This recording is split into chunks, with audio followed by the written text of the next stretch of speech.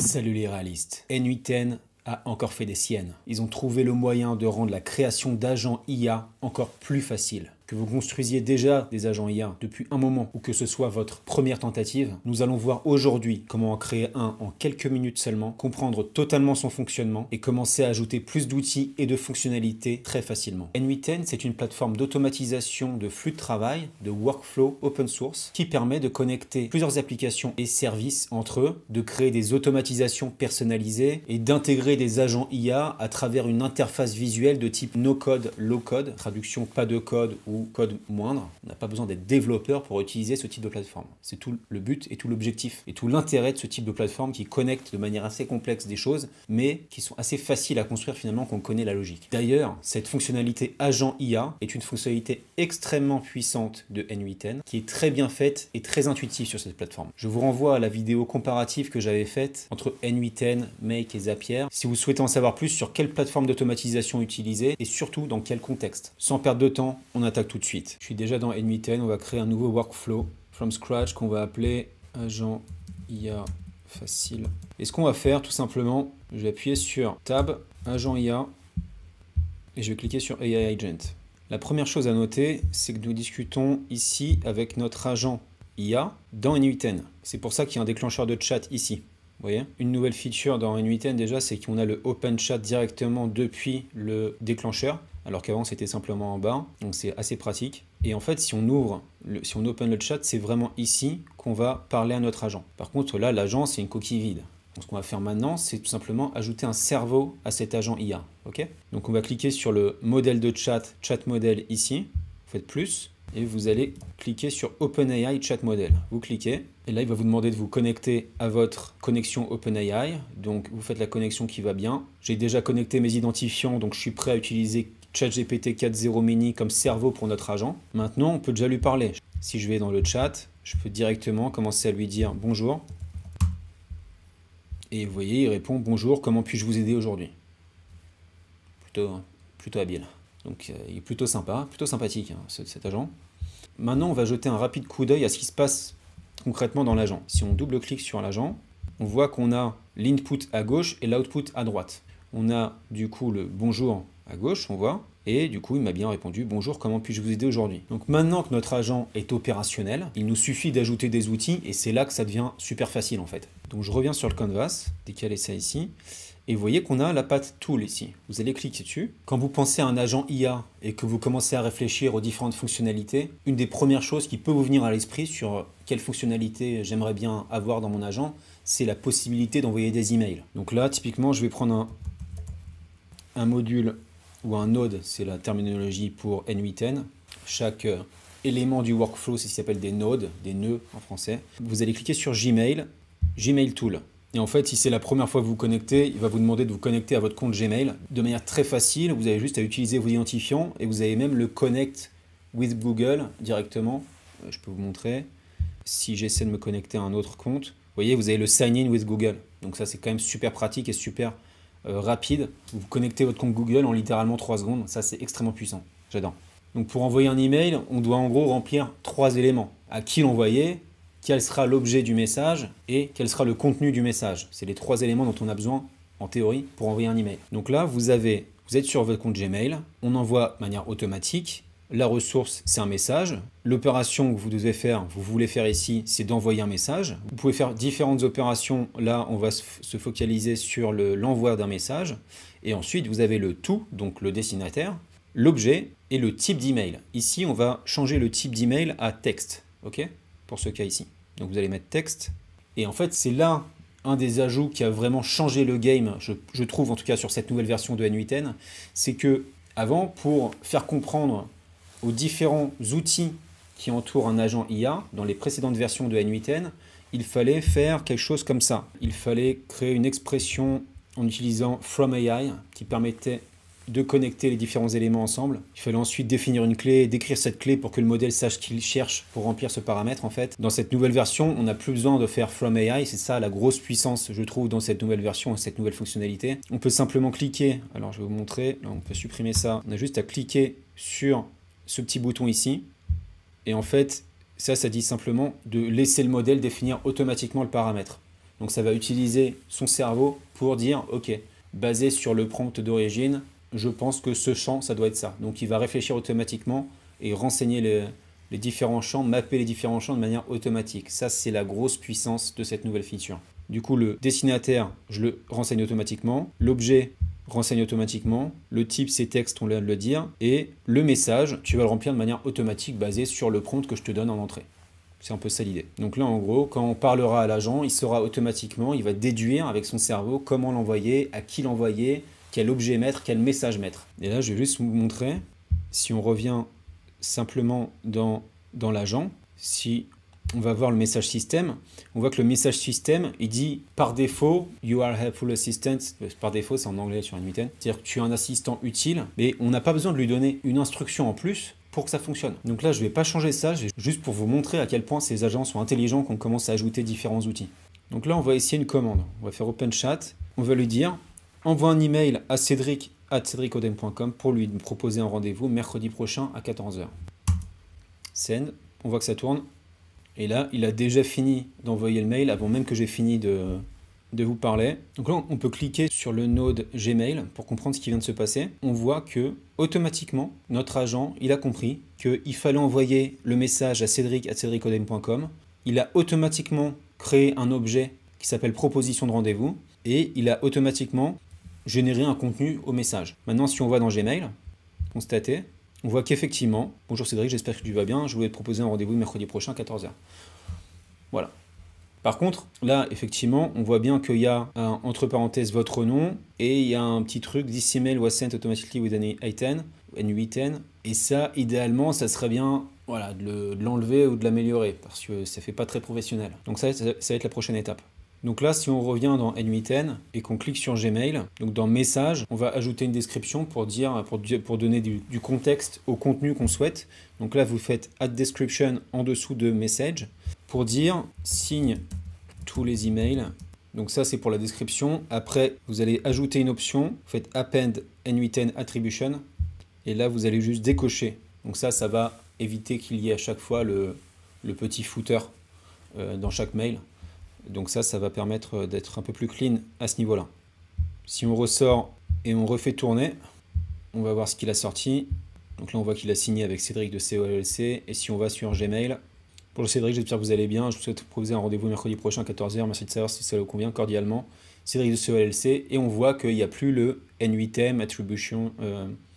Il n'y a plus le message automatique N8N à la fin du mail. Donc voilà, ça c'est déjà mieux. Maintenant, un use case qui pourrait être pas mal, c'est de dire ok, on va proposer automatiquement en fonction du prompt, un envoi de mail et surtout le fait de connecter un calendrier Gmail où automatiquement on va avoir, si je fais une demande, positionne-moi une réunion demain avec Michael à 10 h, automatiquement ça va savoir de quel Michael on parle, ça on verra avec une base Airtable plus tard, mais automatiquement ça va caler la bonne réunion de la bonne longueur au bon endroit dans mon calendar. Donc ce qu'on va faire ici, c'est simplement dire ok, voilà, on va décaler ça un peu à droite, on va cliquer, on va ajouter un calendrier. Calendar, Google Calendar Tool, vous cliquez dessus.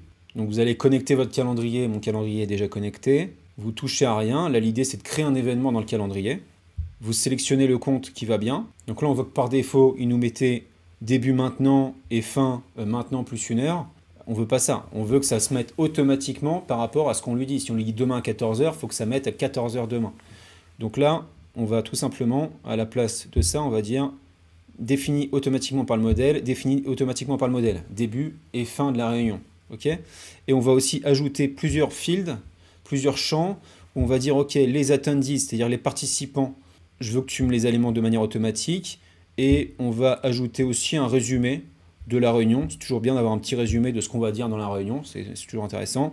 Ou là, pareil, je vais dire définis-moi ça automatiquement. Là, on est bon. Donc c'est quand même fou de dire juste en un clic, tout le système va comprendre ce qu'on veut faire. C'est la différence entre une automatisation et un agent. Un agent va être en capacité de réfléchir par lui-même. On est sur un autre level de compréhension. Donc on passe d'un enfant de 4 ans à qui il faut expliquer tout pas à pas. Voilà. Je dirais qu'une automatisation, c'est plus ça la logique. Ça, puis ça, puis ça, puis ça. Un agent, on est plus sur un ado de 11 ou 12 ans, je dirais. Voilà. Et sachant que si on le prompte bien, on le gère bien, ça peut ça peut passer sur un expert de 58 ans ou de 580 ans. Voilà, on est vraiment sur une pente exponentielle par rapport à la pertinence des agents qui sortent en fonction des nouvelles features. Voilà, je ne vais pas trop en dire, mais c'est beau, c'est exceptionnel. Donc là, on va retourner dans notre chat d'entrée. On va lui dire par exemple, mets-moi une réunion demain à 10h avec Sarah et Julien. On n'en dit pas plus, ok? Mais avant d'envoyer, il faut prendre en compte le fait qu'il ne sait pas ce que ça veut dire demain. Il n'a pas de référence temporelle, encore. Donc pour ça, on va simplement aller, avant d'envoyer le message, dans l'agent, et on va dire, en dessous de « tu es un agent utile », d'ailleurs on peut le dire en français pour plus de cohérence, voici la date du jour, pour lui donner une référence temporelle. Et donc là, on a la fonction now, qui est un peu l'équivalent d'ailleurs de ce qu'on peut avoir sur make.com. Donc voici la date du jour, now. Ok. Mais la date du jour, alors si on peut agrandir aussi comme ça. Hein. La date du jour, on voit à gauche l'expression et à droite le résultat en fait. Donc là, pour la date du jour, on est aujourd'hui le 22 février 2025. Ok. Mais ça, c'est le format N8N. Si on veut un format plus adapté, on peut faire point format et lui donner, si on veut, jour, mois, année. Ça va me donner 22 février 2025 sous ce format-là. Ok. On ne va pas reformater la date du jour là. Pourquoi? Parce que si on remet juste le format avec jour, il va perdre de perspective la notion d'heure locale ou pas locale. Et du coup, on a envie qu'il ait l'ensemble des paramètres pour pouvoir bien planifier dans notre Google Calendar en fait. Donc ce qu'on va faire, c'est on va simplement ne pas reformater. On n'a pas besoin de reformater ici parce que la date, c'est une date que seulement N8N, c'est une date technique, que seulement N8N va utiliser.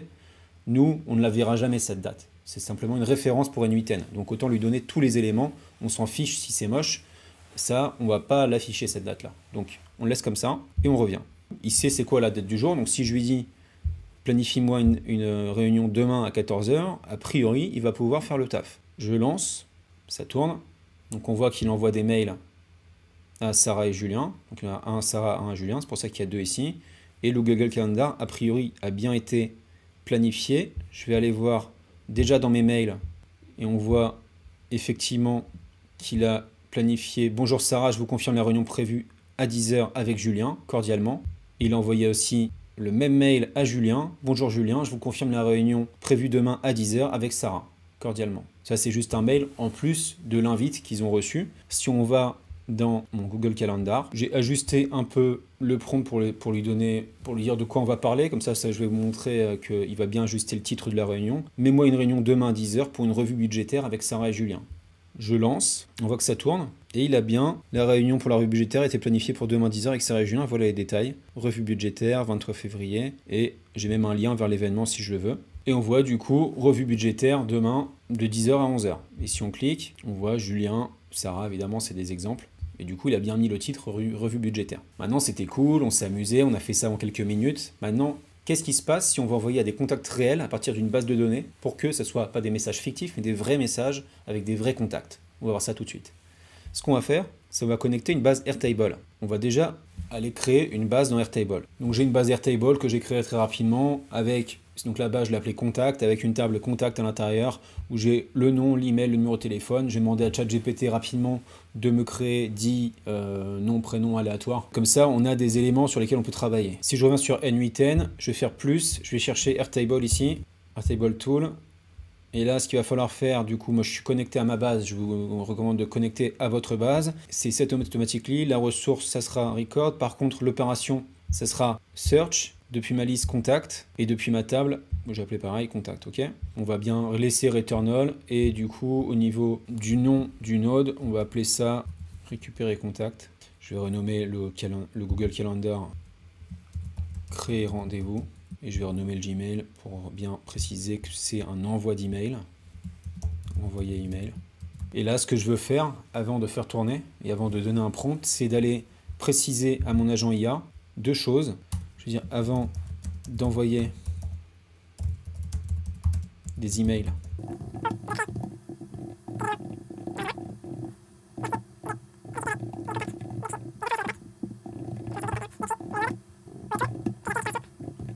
contact.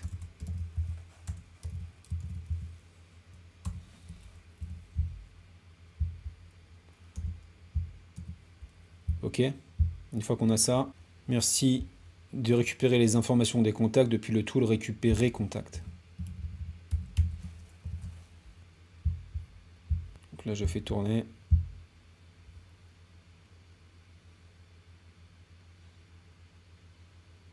OK. Au passage, très important de ne pas mettre d'accent aigu sur le nom des nodes. Ça fait bugger, c'est les strings au niveau des caractères ASCII. Donc restez sans accent aigu, ça fonctionnera tout le temps et ça évite les erreurs. Donc là, en théorie, ça a dû marcher. Récupérer contact, qu'est-ce qui nous est sorti là? Il a bien repris l'ensemble des informations. Au passage, c'est intéressant de voir qu'il commence à 0 pour finir à 9 au niveau de l'indice. Du coup, on va voir si au niveau du rendez-vous, on a bien été créé. Donc dimanche, on voit réunion avec Marie Curie. Super. Et donc ça a bien envoyé à marie.curie@example.com qui était bien l'adresse mail indiquée ici. Donc il a bien récupéré les informations. Top. Donc là, on voit qu'on a un système extrêmement puissant qu'on a vraiment monté en 3 secondes. C'est-à-dire que là, je vous ai expliqué, j'ai pris le temps de vous expliquer chacun des détails, mais concrètement, ça peut être fait en un claquement de doigts. Ok. Une chose à noter aussi, c'est que le message chat receive d'ici en entrée, ça peut être remplacé par un déclencheur Telegram, WhatsApp. Donc vous pourriez même juste via sur votre téléphone depuis WhatsApp déclencher les meetings comme ça, quoi. Ou avec un voice note. Voice note, il faudrait un autre module, mais ça peut être fait aussi juste avec un voice note. Je vous montrerai une automatisation comme ça dans les prochaines vidéos. Mais ça peut être fait aussi. Pour l'instant, on est sur un prompt textuel. Donc là, en quelques minutes seulement, on a mis en place un agent IA capable de discuter avec nous, d'envoyer des emails, de créer des événements dans notre Google Calendar et d'utiliser une base de contact Airtable. Et tout ça sans écrire une seule ligne de code. Comme je dis à chaque fois, la meilleure façon de progresser sur quelque technologie que ce soit, c'est de tester par vous-même. Avec N8N, c'est pareil.